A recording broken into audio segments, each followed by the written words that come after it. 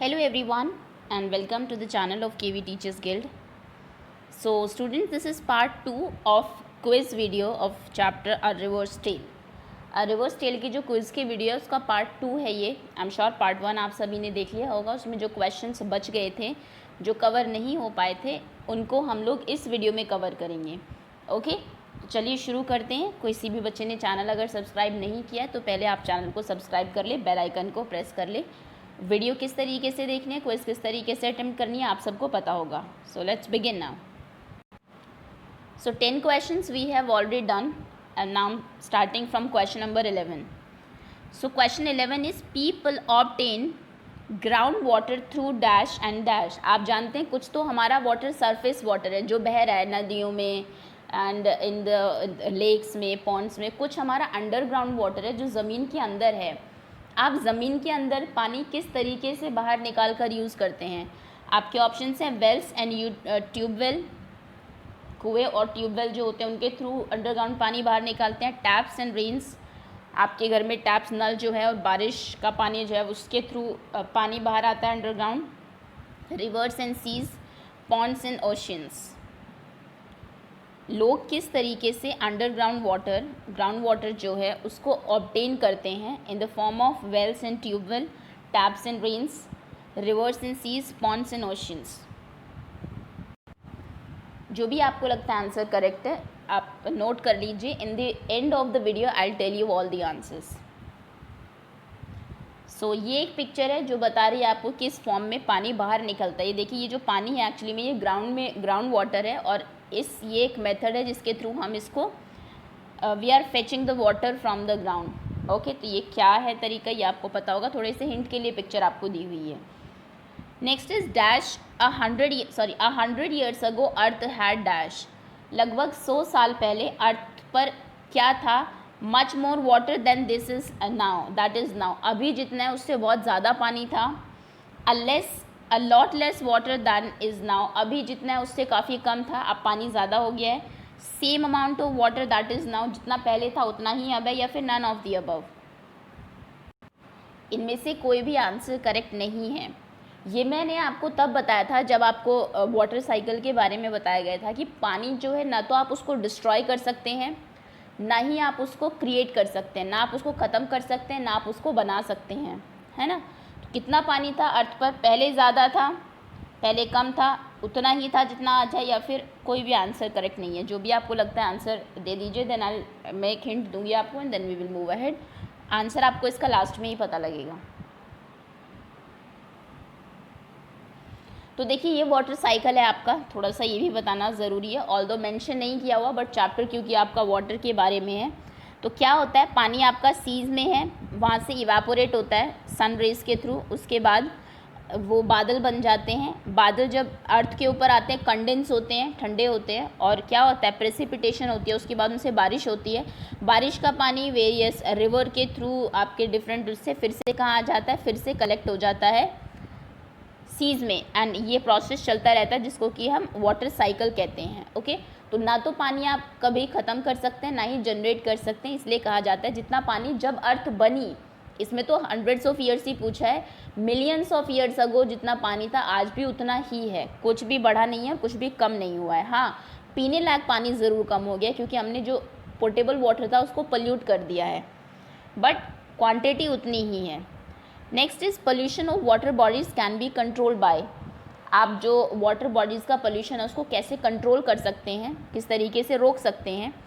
Releasing industrial affluence into water bodies. जो भी आपके इंडस्ट्री के जो एफ्लुएंस हैं, जो भी बचता है, वो सब चीज़ें आपको डंप कर देनी चाहिए वाटर बॉडीज़ में. Dumping waste in water bodies, waste को डंप करना चाहिए. Throwing plastic into water bodies, plastic फेंकनी चाहिए. या फिर treatment of sewage water before disposal. जो सीवेज का पानी है आपका हाउस होल्ड्स का, फैक्ट्रीज़ का, उसको डिस्पोजल से पहले ट्रीट करना चाहिए. उसमें जो केमिकल कुछ चीज़ें हैं ऐसी, या फिर कुछ हार्मफुल और कुछ है, तो उसको पहले ख़त्म करके तब उसको डिस्पोज ऑफ करना चाहिए रिवर में. किस तरीके से आप पोल्यूशन को कंट्रोल कर सकते हैं? इंडस्ट्रियल एफ्लुएंट्स को डंप करके उसमें वाटर बॉडीज़ में, वेस्ट को डंप करके, प्लास्टिक को डालकर, या फिर डंप करने से पहले उनको ट्रीट करके. Next question is which of the following disease people can get by eating poison sea food. अगर आप पॉइजन सी फूड खाते हैं, फिश या फिर क्रैब्स और कुछ भी इस तरीके से, तो आपको कौन सी बीमारी हो सकती है। आपके ऑप्शंस हैं A skin rashes, B diarrhea, C hepatitis या फिर डी वॉमिटिंग। कौन सी बीमारी है जो कि पॉइजन सी फूड खाने से आपको होती है। वाटर बॉर्न डिजीज़ है ये एक्चुअली।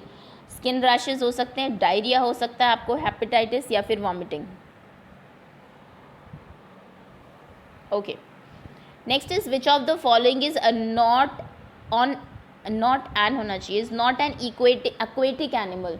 इनमें से कौन सा एक एक्वेटिक एनिमल नहीं है, पानी में नहीं पाया जाता है। आपके ऑप्शंस हैं ए सी हॉर्स, बी लिजर्ड, सी श्रिम्प्स, डी ऑक्टोपस।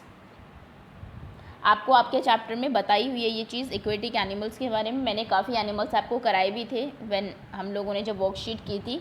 तो आप बताइए कि इनमें से कौन सा एक एक्वेटिक एनिमल नहीं है। Sea horse, lizard, shrimps, octopus. Okay, you all must have answered. Now next question is what is the source of energy for the water cycle. Water cycle किसकी वजह से रन करता है, सोर्स ऑफ एनर्जी क्या है उसमें कि अगर हम उसको हटा दें तो फिर वाटर साइकिल रन नहीं करेगा। विंड, हवा की वजह से वो चलता है, रेन, बारिश की वजह से, सन या फिर मून।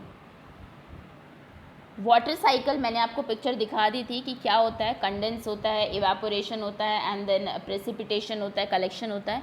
तो उसमें मेन फोर्स कौन है जो इसको एनर्जी प्रोवाइड कराता है, रन कराता है वाटर साइकिल को। विंड, रेन, सन और मून।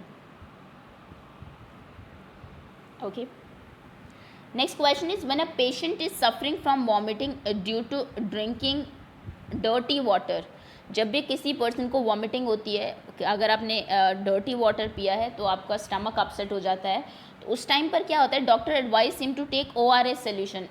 उसमें आप डिहाइड्रेट हो जाती है बॉडी आपकी, पानी की कमी हो जाती है, तो डॉक्टर कहता है ORS लो आप। ORS आप समझते हैं किस तरीके से बनाया जाता है, आपको बताया भी हुआ है मैंने क्लास में कि पानी आप लेंगे, पानी में 1 चुटकी नमक और 1 चम्मच चीनी डाल के बना सकते हैं। फिर ORS का सोल्यूशन भी आता है, आप उसको भी पी सकते हैं। आपको बताना है ORS की फुल फॉर्म क्या होती है। आपके ऑप्शंस हैं oral rehydration system, oral rehydration solution, open rehydration salts, oral rejuvenating solution. What is the full form of ORS?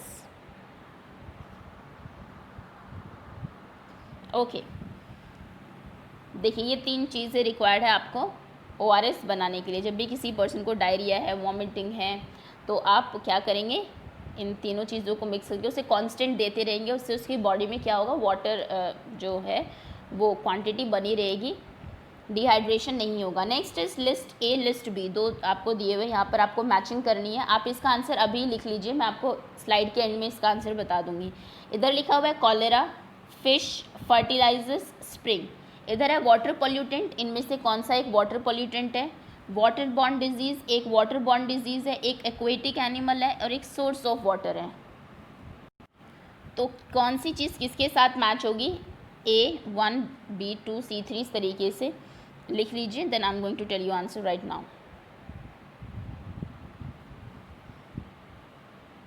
Okay, so cholera से स्टार्ट करते हैं। कॉलेरा हमारी एक वाटर बॉर्न डिजीज़ है, तो इसको आप यहाँ से मैच करेंगे, दैट मीन्स A2।